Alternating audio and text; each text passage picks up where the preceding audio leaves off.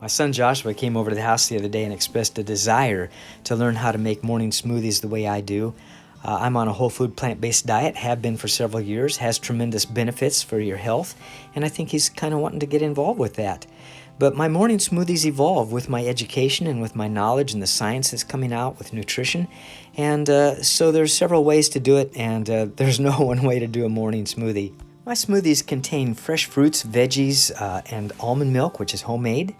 I want my smoothie to be a nutritional powerhouse. I also want it to be something that I can drink and get down, and because it's going to take the place of bacon and eggs and fried potatoes, things that are going to knock years off my life. And my desire is to keep my body going strong and healthy as long as I can. I sprout my own broccoli seeds because broccoli sprouts are very powerful.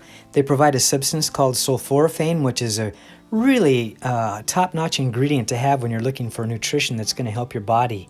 Go to the YouTube search engine and type in sulforaphane, Dr. Rhonda Patrick, and it'll blow your socks off to find out just what this stuff really does.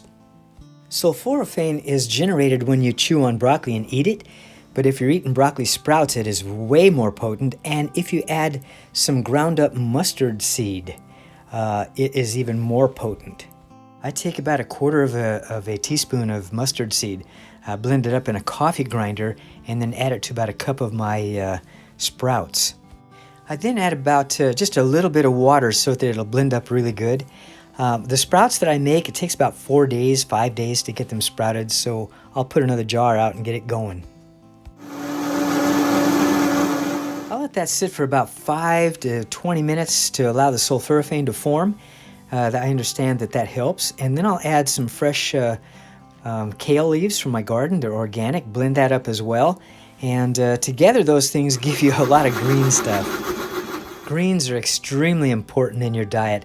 And then after that, I'll go ahead and take some flaxseed. I'll grind that up in my coffee grinder, and I'll go ahead then and add that to the mix as well.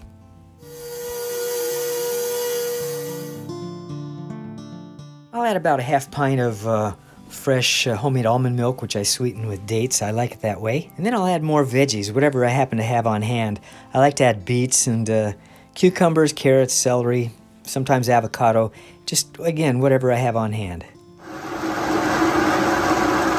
And then I add fresh fruit, fresh or frozen, whatever I have on hand.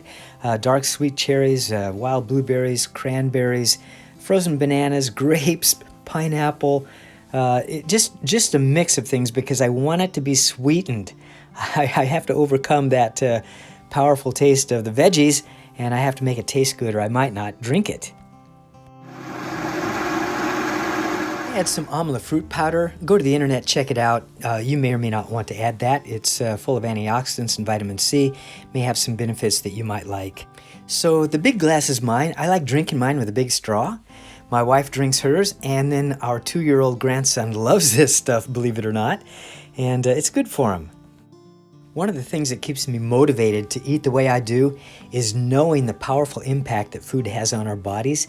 So I would recommend, and one of the things that I found very helpful is to go to healthiestfoods.org, I guess, and just look at the references, the scientific references for nutrition. Look at a particular substance or food like kale or beets, and look at all the nutrition that those things provide. And then when you understand what each one of those ingredients or nutritional items provides for your body, it just really helps you understand to know why food is such a powerful thing. And so that's a great website to go to. So 1 out of 2 people dying from heart disease and 1 out of 3 people with cancer. Heart disease is the #1 killer in the United States. Oh my goodness, it's killing so many people. And yet it is preventable and reversible with diet. It is amazing how important diet is to the things that go on in our lives. And I want to live to be older and healthy enough to walk around the mountains carrying a big backpack and having a good time. And so I'm willing to do those things now that perhaps a lot of people are not willing to do. But if you could see how people are dying from heart disease and what that's like the last 5, 10, 15 years of their lives because they're not eating right, it might be the motivation that you and I need to do the things that we ought to be doing.